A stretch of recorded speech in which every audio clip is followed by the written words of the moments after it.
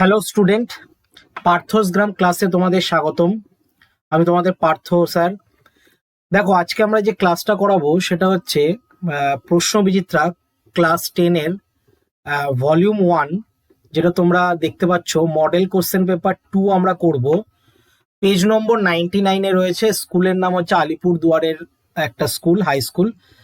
এই স্কুলটার আমরা পার্ট 2 এর ভিডিও, অর্থাৎ আমরা এখানে এমসিকিউ আর এসএকিউ বাদ দিয়ে যে প্রশ্নগুলো রয়েছে, অর্থাৎ 3 দাগ থেকে যে অঙ্কগুলো রয়েছে, সেই 3 দাগের অঙ্ক থেকে আমরা অঙ্কগুলো স্টার্ট করব। এর আগে 1 দাগ এবং 2 দাগের অঙ্কগুলো আমি করিয়ে দিয়েছি, ওটা পার্ট 1-এ পাবে। তোমরা যদি না দেখে থাকো তাহলে লিঙ্ক ডেসক্রিপশনে দেওয়া রয়েছে, সেখান থেকে চেক করতে পারো। আমার চ্যানেলে যদি তোমরা নতুন হও তাহলে চ্যানেলটাকে সাবস্ক্রাইব করে রেখো এবং পাশে যে বেল আইকনটা রয়েছে তার অল নোটিফিকেশন অন করে রেখো। আগের দিনে দেখো এই অঙ্কগুলো করিয়েছিলাম, এটার কিন্তু পিডিএফও তোমরা পেয়ে যাবে হচ্ছে টেলিগ্রাম চ্যানেলে। তার জন্য তোমরা টেলিগ্রাম চ্যানেলটা জয়েন করে নিতে পারো, তাহলে এই সমস্ত অঙ্কগুলো তোমরা পেয়ে যাবে। দেখো, আজকে শুরু করছি 3 দাগ থেকে। 3 দাগের অঙ্কটা কি বলছে? রামবাবু তার 13 বছর ও 15 বছর বয়সের 2 পুত্রের নামে 56,000 টাকা এমনভাবে ব্যাংকে জমা রাখেন যে যখন তাদের বয়স 18 বছর হবে তখন বার্ষিক 10% সরল সুদের হারে প্রত্যেকের প্রাপ্য সুদাসল সমান হবে। প্রত্যেক পুত্রের নামে তিনি কত টাকা জমা রেখেছিলেন? তো আমরা এই অঙ্কটা কিভাবে করব দেখো, প্রথমে বড় ছেলের ক্ষেত্রে আমরা করব। বড় ছেলের ক্ষেত্রে আসল হচ্ছে পি সমান সমান এক্স টাকা, সুদের হার আর সমান সমান হচ্ছে 10%, আর সময় হচ্ছে 18 থেকে আমরা 15 বিয়োগ করেছি। যেহেতু বড় ছেলের বয়স 15 বছর, তাই আমরা এখানে 15 বছর বিয়োগ করেছি। তাহলে বিয়োগ করলে দেখো 3 বছর আসছে। আমাদের সূত্র হচ্ছে I equal to P R T by 100। এখানে পি মানে হচ্ছে এক্স, আর মানে হচ্ছে 10, আর টি মানে হচ্ছে 3 বছর বাই 100। এটা দেখো কাটাকুটি যাচ্ছে, এই শূন্যর সাথে এই শূন্য কেটে যাচ্ছে, তাহলে ওপরে 3x বাই 10 টাকা পাচ্ছি। তাহলে সুদ আসলে কত হবে? সুদ আসলে হবে, আগে থেকে আসল ছিল এক্স টাকার, এখন সুদ বেরোলো 3x বাই 10। এটাকে যদি যোগ করো লসাগু আকারে, তাহলে দেখো 13x বাই 10 টাকা বেরোবে সুদ আসল। এটা হলো বড় ছেলের ক্ষেত্রে। এবার আমরা করব ছোট ছেলের ক্ষেত্রে। ছোট ছেলের ক্ষেত্রেও দেখো আসল মানে যেটা পি, সেটা আমরা কি করে বের করব? 56,000 টাকা টোটাল ছিল, যেহেতু 56,000 টাকা টোটাল রাখা হয়েছিল, তার থেকে বড় ছেলের যদি এক্স টাকা আমরা সরিয়ে নিই তাহলে এটা মাইনাস হয়ে যাবে, 56,000 বিয়োগ এক্স। সময়, এখানে ছোট ছেলে 13 বছর বয়স, তাহলে 18 বছর হতে গেলে তার হাতে এখনো 5 বছর রয়েছে। তাহলে আমরা এটা সুদ কি করে বের করব? 56,000 মাইনাস এক্স ইন্টু 10 ইন্টু 5, যেহেতু 5 বছর, এটা 10%-এ বলেছে তাই, বাই 100। এটার দেখো যদি কাটাকুটি করো তাহলে এই শূন্যের সাথে এই শূন্য কেটে যাচ্ছে, আর 5 দিয়ে এই 10কে কাটলে হচ্ছে 2। তাই এখানে দেখো লেখা রয়েছে 56,000 বিয়োগ এক্স বাই 2 টাকা। ঠিক আছে, এবার সুদ আসল যদি আমরা ছোট ছেলের ক্ষেত্রে বের করি তাহলে 56,000 মাইনাস এক্স আর প্লাস দিয়ে এই সুদটা যে এখন বেরোলো সেই টাকাটা। এবার আমাদেরকে কি করতে বলেছে? দেখো, প্রশ্নানুসারে আমাদেরকে করতে বলেছে দুটো সুদ আসল সমান হবে। তাহলে প্রথমটা বড় ছেলে সুদ আসল বেরিয়েছিল 13x বাই 10, আর ছোট ছেলেটা এই সংখ্যাটা এক্ষুনি যেটা আমরা বের করলাম। এবার এই পাশে কি করা হয়েছে? দেখো লসাগু করা হয়েছে। এই যে 2 দেখতে পাচ্ছ, এই 2 দিয়ে এই দুটো সংখ্যা গুণ করা হয়েছে, এই 2 দিয়ে। ঠিক আছে, তাহলে 2 দিয়ে 56,000-কে গুণ করলে দেখো এখানে বেরিয়ে গেছে একক, দশক, শতক, হাজার, অযুত, লক্ষ, 1,12,000 টাকা। আর 2 দিয়ে এক্স কে গুণ করলে হচ্ছে 2x, আর এখানে যে 56,000 মাইনাস এক্স ছিল এখানে সেটা বসে গেছে। এবার দেখো আমরা কি করেছি, এই 1 লাখ থেকে 56,000 আমরা বিয়োগ করেছি। 1,12,000 থেকে 56,000 বিয়োগ করলে, বিয়োগ নয় সরি, যোগ করলে এখানে 1,68,000 হয়। আর এখানে মাইনাস 2x এর সাথে মাইনাস এক্স করলে মাইনাস 3x হয়। নিচের 2 এর সাথে 10 কাটাকুটি করে দেখো 5 এসছে। তারপরে ক্রস গুণ করে দেখো, ক্রস গুণ করে 13x সমান সমান এখানে এটা এসছে, মানে 8,40,000 টাকা মাইনাস 15x। 13x এর পাশে 15x প্লাস হয়ে যাবে, আর এই পাশে 8,40,000-ই থাকবে। আর 8,40,000-কে আমরা 28 দিয়ে ভাগ করব, কারণ এখানে 13 আর 15 যোগ করলে 28 হয়। তাহলে 28 দিয়ে এটাকে ভাগ করলে দেখো 30,000 টাকা বেরোচ্ছে। তাহলে এক্স এর মান 30,000 টাকা, যেটা আমরা বড় ছেলের ক্ষেত্রে ধরেছিলাম। তাহলে বড় ছেলের জন্য জমা রেখেছিলেন 30,000 টাকা, আর ছোট ছেলের জন্য জমা রেখেছিলেন 56,000 থেকে 30,000 টাকা বিয়োগ করতে হবে। তাহলে 26,000 টাকা হচ্ছে ছোট ছেলের জন্য জমা রেখেছিলেন। চলে আসবো আমরা নেক্সট অঙ্কটায়।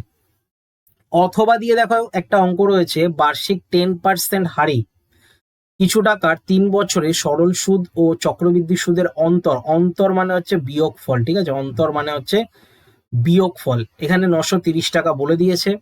ওই টাকার পরিমাণ কত, মানে পি এর মান এখানে বলে মানে জিজ্ঞাসা করেছে, পি হচ্ছে জিজ্ঞাসা চিহ্ন, এটা আমাদেরকে বের করতে হবে।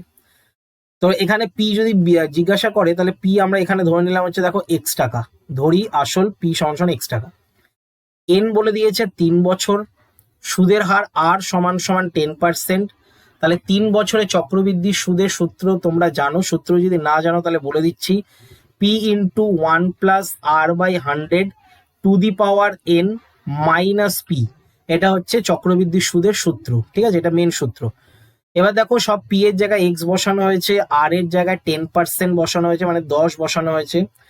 এখানে কি করা হয়েছে দেখো, 10-এর একটা শূন্য আর এখানে 100-এর একটা শূন্য কেটে গিয়ে 10 আর ওপরের 1 লসাগু করে 11/10 বেরোচ্ছে।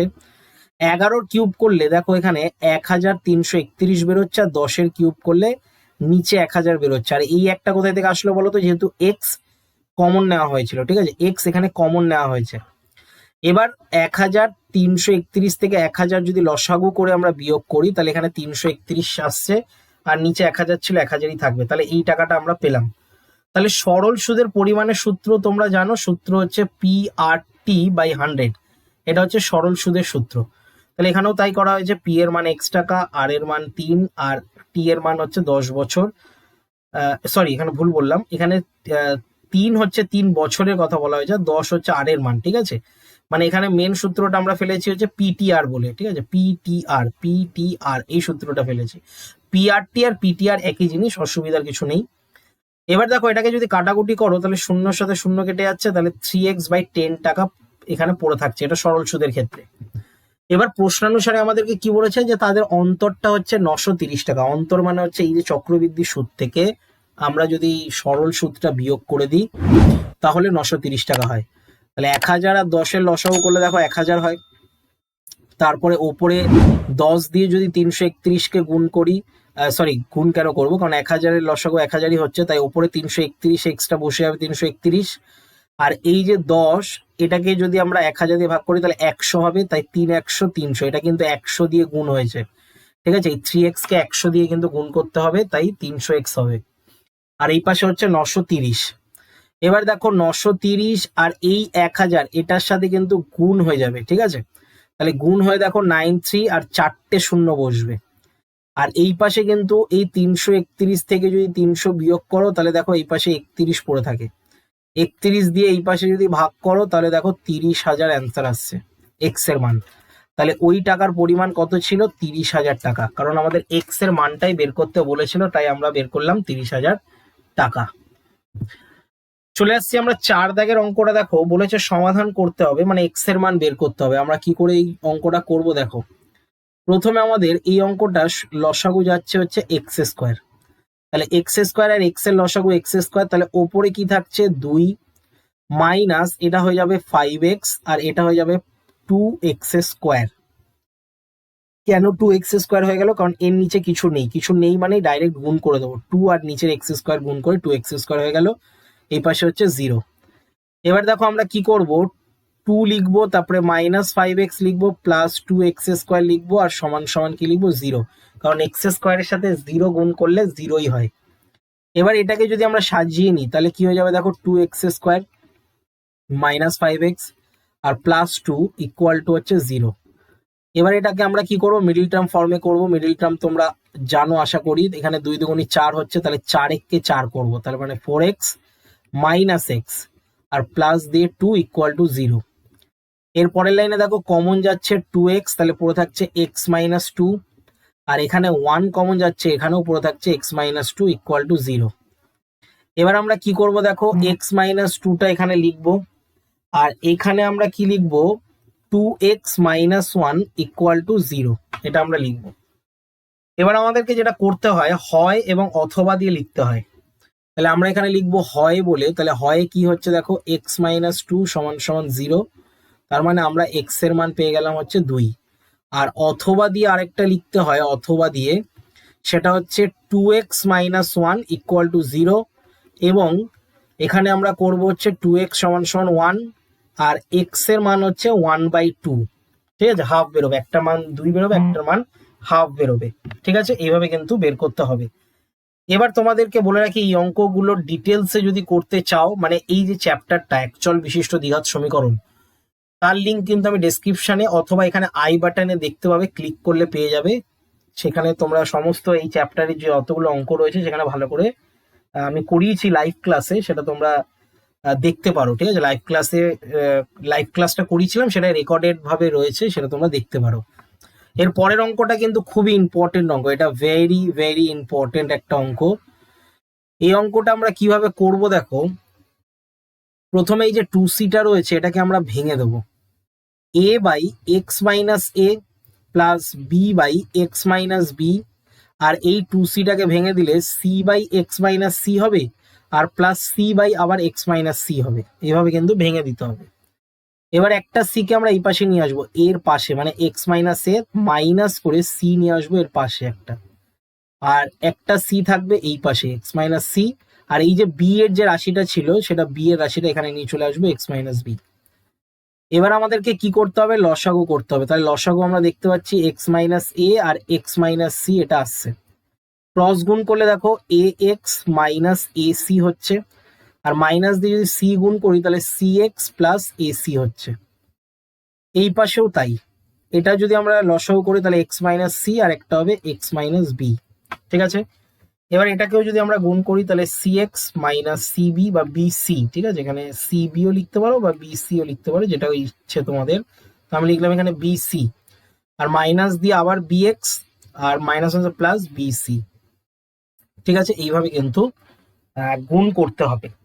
এবার আমাদেরকে যেটা করতে হবে দেখো, এখান থেকে কেটে যাচ্ছে, এসির সাথে এসি কেটে যাচ্ছে, তাহলে ওপরে পড়ে থাকছে হচ্ছে ax - cx, আর নিচে পড়ে থাকছে দেখো x - a। কেন বলো তো, কারণ x - c এর সাথে x - c ও কেটে যাচ্ছে, তাহলে এখানে পড়ে থাকছে কি, এটাও কাটাকুটি যাচ্ছে, এখানেও কাটাকুটি করে দিই, bc আর bc কেটে যাচ্ছে, তাহলে হচ্ছে cx - bx, আর বাই দিয়ে এটা পড়ে থাকছে হচ্ছে x - b।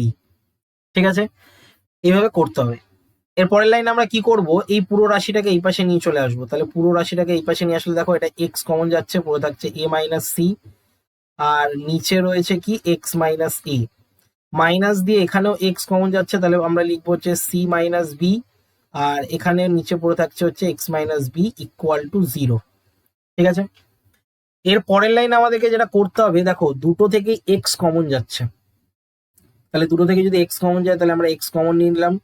ঠিক আছে, এক্সটা বড় করে লিখলে x কমন নিলাম, এবং থার্ড ব্র্যাকেটে আমরা কি লিখবো, থার্ড ব্র্যাকেটে লিখবো a - c R x - a, a - c R x - a টা থাকছে, আর মাইনাস দিয়ে দেখো এখানে c - b আর x - c, c - b আর x - b, এটা থার্ড ব্র্যাকেটের মধ্যে থাকছে, বা ফার্স্ট ব্র্যাকেটেও লিখতে পারো, কোনো অসুবিধা নেই, এটা বা দিয়ে করতে হবে। এবার দেখো হয় আর অথবা দিয়ে আমাদেরকে করতে হবে, তাহলে আমরা এখানে লিখবো হচ্ছে হয় বলে x এর মান প্রথমে আমরা 0 পেয়ে গেলাম, এক্স এর মান আমরা 0 পেয়ে গেলাম, আর অথবা দিয়ে আমাদেরকে আরেকটা রাশির মানটা বের করতে হবে, এবং এটা আমি আলাদা কালি দিয়ে করছি যাতে তোমরা বুঝতে পারো। তো আমাদেরকে এটা কি করতে হবে দেখো, a - c, তারপরে রয়েছে x - a, আর মাইনাস দিয়ে c - b, আর নিচে রয়েছে x - b ইকুয়াল টু 0।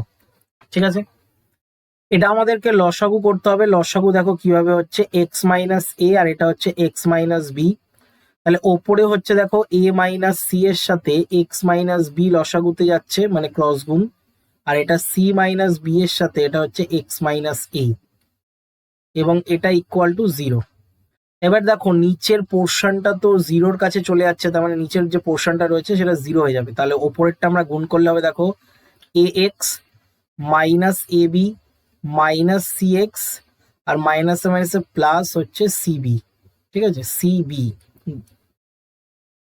এটা হয়ে যাবে c, তারপরে b, আবার মাইনাস দিয়ে এটাকে যদি আমরা গুণ করি তাহলে এটা হয়ে যাবে cx, তারপরে মাইনাসে মাইনাসে প্লাস ac, তারপরে মাইনাস মাইনাসে প্লাস bx, আর মাইনাস মাইনাসে প্লাস, আবার প্লাসে মাইনাসে মাইনাস হয়ে যাবে ab ইকুয়াল টু 0।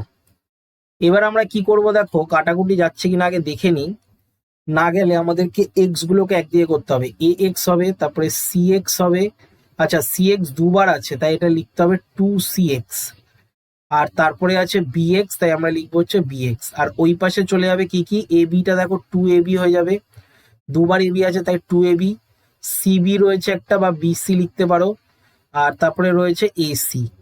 ঠিক আছে, এবার আমরা কি করব, এখান থেকে যদি এক্স কমন নিই তাহলে এ মাইনাস 2c প্লাস বি হচ্ছে, আর এই পাশে হচ্ছে 2ab minus BC minus AC.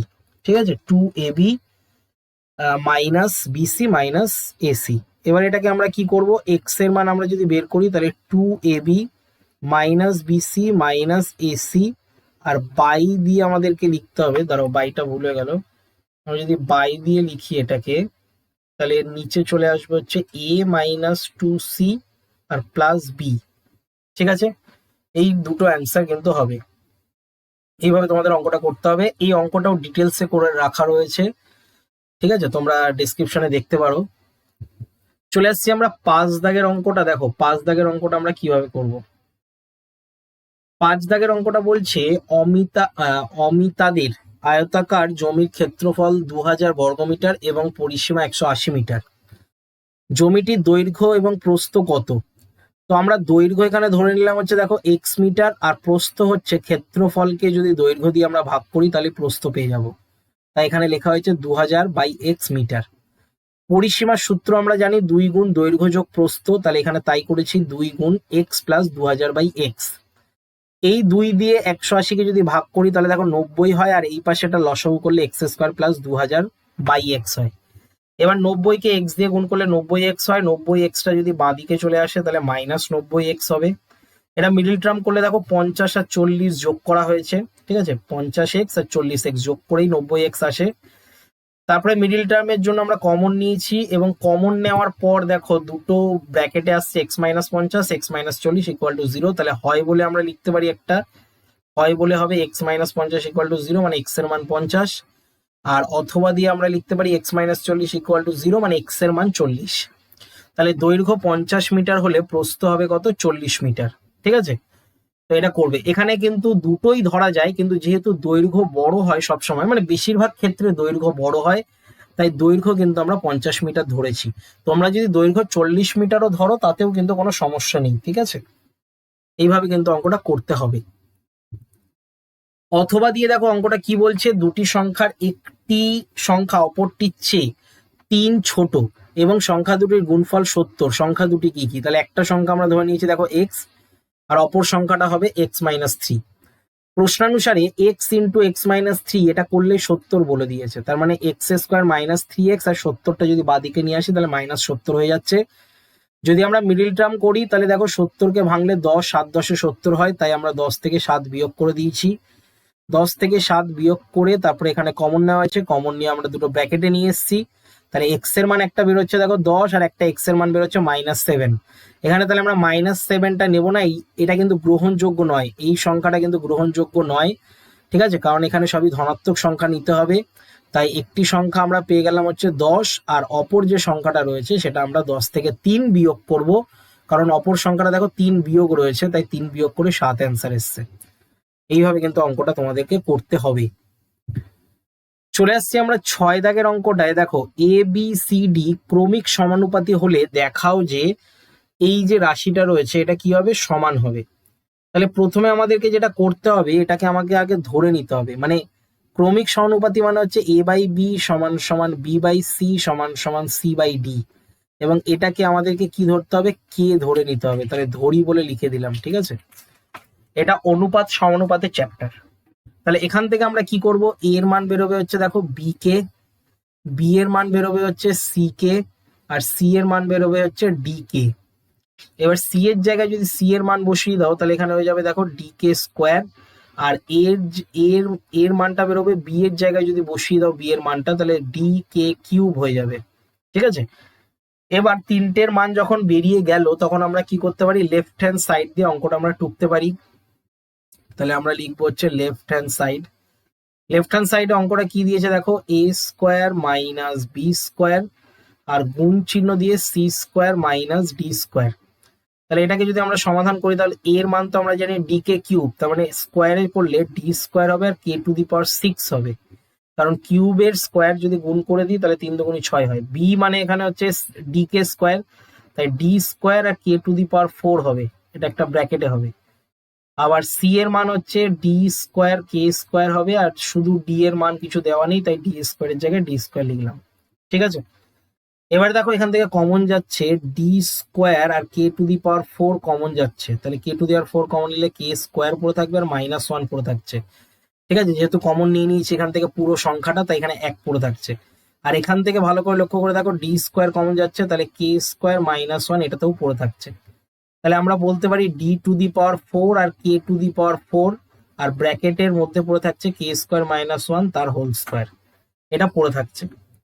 এটা গেল হচ্ছে লেফট হ্যান্ড সাইডেরটা। এবার আমরা করব কি রাইট হ্যান্ড সাইড। দেখো রাইট হ্যান্ড সাইড আমরা লিখবো এখানে রাইট হ্যান্ড সাইড। তো রাইট হ্যান্ড সাইডে কি দিয়েছে দেখো, B square minus C square তার আবার হোল স্কোয়ার। এখানে আমরা কি করব, বি এর মান তো আমরা জানি, বি এর এখানে মান দিয়ে দিয়েছে ডি স্কোয়ার আর k⁴ হবে। সি এর মান আমরা জানি ডি স্কোয়ার কে স্কোয়ার হবে, আর তার আবার পুরোটার আবার কি রয়েছে, হোল স্কোয়ার রয়েছে। এবার দেখো আমরা কি করব, এখান থেকে কমন নিয়ে বাইরে চলে যাচ্ছে। দেখো ডি স্কোয়ারটা যদি কমন যায়, আচ্ছা সেকেন্ড ব্র্যাকেটে কমন নিতে হবে, ডি স্কোয়ার কে স্কোয়ার কমন নিলাম, তাহলে পুরো থাকছে দেখো কে স্কোয়ার -1 তার আবার হোল স্কোয়ার। তাহলে আমরা এটা কি করব, এই স্কোয়ারটা যদি এর বাইরে যায় তাহলে এটা d⁴ হয়ে যাবে, আর এটাও k⁴ হয়ে যাবে, আর এটা হয়ে যাবে কে স্কোয়ার -1 তার আবার হোল স্কোয়ার। তাহলে আমরা দেখতে পাচ্ছি লেফট হ্যান্ড সাইডে যা বেরিয়েছিল রাইট হ্যান্ড সাইডেও তাই বেরোলো, তাই আমরা এটাকে লিখতে পারি হচ্ছে প্রমাণিত বলে। ঠিক আছে, এটা প্রমাণিত বলে আমরা লিখতে পারি। এইভাবে অঙ্কটা করতে হবে। চলে আসছি আমরা, দেখো এটা খুবই একটা ইন্টারেস্টিং অঙ্ক, একটা ইউনিক টাইপের অঙ্ক। দেখো এই অঙ্কটা আমরা কিভাবে করবো, x² = √5 + 1 আর বাই দিয়ে √5 - 1 রয়েছে। দেখাও যে x² - x - 1 = 0, এটা আমাদেরকে করতে হবে। প্রথমে আমরা কি করব, এখানে যে অঙ্কটা দিয়েছে এটা দিয়ে আমরা স্টার্ট করছি। এখান থেকে x² এর মান এটা দিয়েছে, তো এবার এটাকে আমরা করণীয়সন করবো। দেখো করণীয়সন কি করে করে, √5 + 1 এবং তার এখানে লিখতে হয় √5 + 1, মানে √5 + 1 দিয়ে ওপর নিচ গুণ করব। কেন গুণ করব বলো তো, কারণ নিচে যে সংখ্যাটা আছে, নিচে যে সংখ্যাটা মানে √5 - 1 তার অপোজিট চিহ্ন দিয়ে, অর্থাৎ √5 + 1 দিয়ে ওপর নিচ গুণ করতে হয়, এটাকেই করণী নিরসন বলে। তাহলে এটাকে আমরা যদি করি তাহলে দেখো x² থাকবে, ওপরে দেখো √5 + 1 তার হোল স্কোয়ার হয়ে যাবে, আর নিচে যে সংখ্যাটা রয়েছে সেটা কি হয়ে যাবে, স্কোয়ার ফর্মে চলে আসবে, অর্থাৎ √5 এর স্কোয়ার আর 1 এর স্কোয়ার, এটা সূত্র হয়ে যাচ্ছে a² - b² এর সূত্র। পরের লাইনে আমরা যদি শুধু x এর মান বের করি তাহলে এটা পুরোটা রুটের মধ্যে চলে যাবে, তাহলে পুরোটা রুটের মধ্যে গেলে √5 + 1 তার হোল স্কোয়ার হবে, আর নিচে চলে আসবে কত, 5 থেকে 1 বাদ দিলে হয়ে যাবে 4। ঠিক আছে, মানে √5 এর স্কোয়ার করলে 5 হয়, আর 1 এর স্কোয়ার করলে 4 হয়। এই সরি, 1 এর স্কোয়ার করলে 1 হয়, বিয়োগ করলে 4 হয়। ঠিক আছে, তো এবার আমরা কি করব, শুধু যদি x এর মান আমরা বের করি তাহলে শুধু x এর মান বেরোবে হচ্ছে √5 + 1, ওটার স্কোয়ারটা উঠে যাবে, আর 4 কে যদি আমরা বর্গমূল করি তাহলে 2 হবে, তাহলে √5 + 1/2 আসবে, যেহেতু আমরা রুট উঠিয়ে দিলাম। এবার আসছি আমরা মেন অঙ্কটায়। দেখো মেন অঙ্কটা কি বলেছে, x² - x - 1, এটাকে আমাদেরকে 0 প্রমাণ করতে হবে। তাই 0 কি করে প্রমাণ হবে, দেখো x² মানে আমরা তো অঙ্কটার মান জানি √5 + 1 আর বাই দিয়ে √5 - 1, এটা x² এর মান ছিল, মাইনাস দিয়ে x এর মান আমরা বের করলাম √5 + 1 আর বাই দিয়ে 2 আর -1 রয়েছে। ঠিক আছে, যেটা মান বের করেছি সেই মানগুলো আমরা বসিয়ে দিলাম। এবার ভালো করে লক্ষ্য করে দেখো এখানে যে x² এর যে মানটা ছিল, এখানে দাঁড়াও, x² এর মানটা, এইটা x² এর মান বসালে কিন্তু অঙ্কটা আসবে না, এটা একটা মিস্টেক হয়ে গেছে। x² এর মানটা ঠিক এইটা বসাতে হবে, এই যে এখানে যে দেখতে পাচ্ছ এটা বসাতে হবে, মানে √5 + 1 তার হোল স্কোয়ার রয়েছে, আর বাই দিয়ে রয়েছে কি 4, এটা কিন্তু বসাতে হবে। ঠিক আছে, নাহলে কিন্তু অঙ্কটা মিলবে না, এটা বসাতে হবে। এবার আমাদের লসাগু যাচ্ছে কি 4, তাহলে 4 লসাগু গেলে ওপরে যেটা আছে সেটাই বসে যাবে, √5 + 1 তার হোল স্কোয়ার মাইনাস 2 × 4, তাহলে 2 × 4 মানে কি 2 দিয়ে এটা গুণ করতে হবে √5 + 1, আর -4 × 4 হবে এটা। ঠিক আছে। এবার দেখো ওপরে যে রাশিটা রয়েছে এটাকে আমরা সূত্র ফেলতে পারি। সূত্রটা কি? A square plus 2ab plus b square. ঠিক আছে, এটা সূত্র। আর এটা হয়ে যাবে 2√5 আর মাইনাস দিয়ে 2 1 কে 2 আর -4 রয়েছে। আর নিচে যা রয়েছে আমরা তাই বসাবো 4। এবার ভালো করে লক্ষ্য করে দেখো √5 এর স্কোয়ার কত হচ্ছে? 5 হচ্ছে, প্লাস দিয়ে 1 হচ্ছে, -2 হচ্ছে, -4 হচ্ছে। এই 2√5 এর সাথে 2√5 কিন্তু কেটে যাচ্ছে, ঠিক আছে। আর নিচে যা ছিল তাই, মানে 4। এবার দেখো আমরা এখানে 5 থেকে 1 বিয়োগ 5 থেকে 1 যোগ করলে 6 হয়। আর এখানেও দেখো 4 আর 2 6 হয়, তার মানে 6 6 বিয়োগ করলে কিন্তু 0 হয়। তাহলে 0 আমরা পেয়ে গেলাম এবং এটাকে আমরা লিখবো হচ্ছে প্রমাণিত বলে। ঠিক আছে, এইভাবে কিন্তু অঙ্কটা করতে হবে তোমাদের। চলে আসছি দেখো 8 দাগের অঙ্ক। এর আগে কিন্তু উপপাদ্য রয়েছে, উপপাদ্যগুলো তোমরা করে নিও, টেক্সট বই রয়েছে, আমি সেটা আর বললাম না। 8 দাগের অঙ্কটা বলছে একটি সমকোণী চৌপলের দৈর্ঘ্য প্রস্থ উচ্চতার অনুপাত এখানে দিয়ে দিয়েছে 3:2:1। এর অনুপাত এর আয়তন বলে দিয়েছে 384 ঘন সেমি। 4 দেওয়ালের ক্ষেত্রফল কত? তো আমরা কি করব, এই যে 3:1 দিয়েছে অনুপাতটা, সেটাকে এক্স এ আমরা কনভার্ট করে নেবো বা ধরে নেবো। তাহলে দৈর্ঘ্য হচ্ছে 3x, প্রস্থ হচ্ছে 2x আর উচ্চতা হচ্ছে x। আয়তনের সূত্র আমরা সবাই জানি, দৈর্ঘ্য গুণ প্রস্থ গুণ উচ্চতা। এখানে দেখো দৈর্ঘ্য গুণ প্রস্থ গুণ উচ্চতা করা হয়েছে, তাহলে 6x³ ঘন সেমি করেছি আমরা। প্রশ্নানুসারে এটা ইকুয়াল টু 384 বলে দিয়েছে, তাহলে এক্স এর মান আমরা এখান থেকে বের করেছি, দেখে নাও। এক্স এর মান এটা বেরিয়েছে কত? x = 4। 4 দেওয়ালের ক্ষেত্রফলের সূত্র কিন্তু আমরা এখানে লিখিনি, কিন্তু তোমাদের মুখে বলে দিচ্ছি, 2 গুণ দৈর্ঘ্য যোগ প্রস্থ ইন্টু উচ্চতা। আবারও বলছি, 2 গুণ দৈর্ঘ্য যোগ প্রস্থ ইন্টু উচ্চতা। তো এখানে তাই করেছি, দেখো 3x কিন্তু দৈর্ঘ্য ছিল, প্লাস প্রস্থ 2x ছিল, ইন্টু উচ্চতা x ছিল।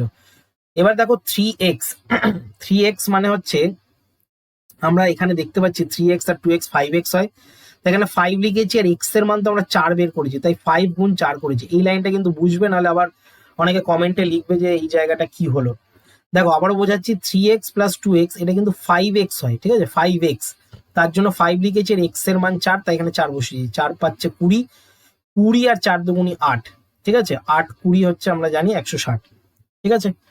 তো এটা হচ্ছে বর্গ সেমিতে হবে, 160 বর্গ সেমি।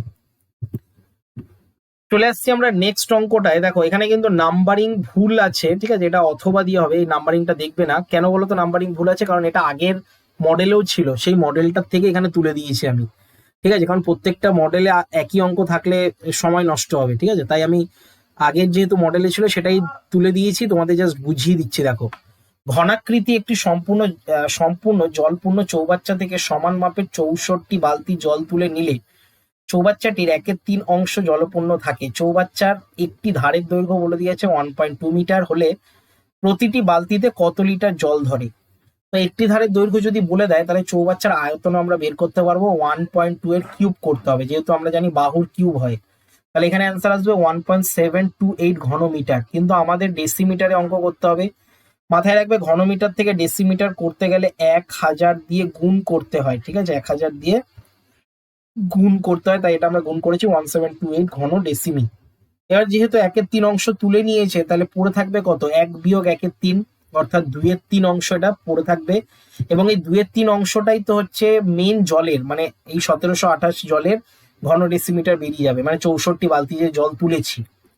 তাহলে 3 দিয়ে যদি আমরা এটাকে কাটাকুটি করি, তাহলে দেখো 3 পাচ্ছে 15, 3 7 21 আর 3 6 18। তাহলে 576 দিয়ে 2 কে গুণ করতে পারো। এখানে আমি গুণ করিনি, কারণ এখানে পরে আবার কাটাকুটি যাচ্ছে। দেখো, যদি 64 বালতি জলের আয়তন এত হয়, তাহলে 1 বালতি জলের আয়তন কত হবে? 64 দিয়ে ভাগ করতে হবে। এটা খুবই সিম্পল, 64 দিয়ে এটাকে যদি ভাগ করো, তাহলে দেখবে 9 বেরোবে, ঠিক আছে। আর 9 দিয়ে 2 কে গুণ করলে 18 লিটার বেরোবে। এবার বলবে লিটার কি করে হলো? ঘন ডেসিমিটারকেই কিন্তু আমরা বলি হচ্ছে লিটার, তাই এখানে 18 লিটার অ্যান্সার আসবে, ঠিক আছে। তো এই গেল হচ্ছে অঙ্ক, ঠিক আছে। তোমাদের যদি ভিডিওটা পুরো ভালো লেগে থাকে বা শেষ পর্যন্ত যদি ভিডিওটা দেখে থাকো, তাহলে ভিডিওটাতে লাইক করে দিও। চ্যানেলে নতুন হলে চ্যানেলটাকে সাবস্ক্রাইব করে রেখো, এবং পাশে যে বেল আইকনটা রয়েছে তার অল নোটিফিকেশন অন করে রেখো। আর এই অঙ্কগুলো যদি পিডিএফ নিতে চাও, তাহলে তোমাদেরকে টেলিগ্রাম চ্যানেল জয়েন করতে হবে। তোমরা টেলিগ্রাম চ্যানেল জয়েন করতে পারো। এছাড়াও তোমরা লাইভ ক্লাসেও কিন্তু অ্যাটেন্ড করতে পারো। আমার লাইভ ক্লাস সপ্তাহে 2 দিন হয় ক্লাস 10 এর জন্য, একটা হচ্ছে মঙ্গলবার আর এক হচ্ছে শনিবার, ঠিক আছে। সময়টা দেখবে কমিউনিটিতে পোস্ট করা রয়েছে, সময়টা দেখে নেবে। মঙ্গলবার হচ্ছে তোমাদের 7টা থেকে, আর শনিবার হচ্ছে 6:30 থেকে, এই দুটো ক্লাস হয়। এছাড়াও ক্লাসের আপডেট পেতে গেলেও কিন্তু তোমাদেরকে টেলিগ্রাম চ্যানেলটা জয়েন করে নিতে হবে। তো আজকের মতন মডেল 2 আমাদের শেষ হয়ে গেল, ঠিক আছে। এরপরে আমরা মডেল 3 নিয়ে আসবো। তো দেখা হচ্ছে আমাদের নেক্সট ভিডিওতে।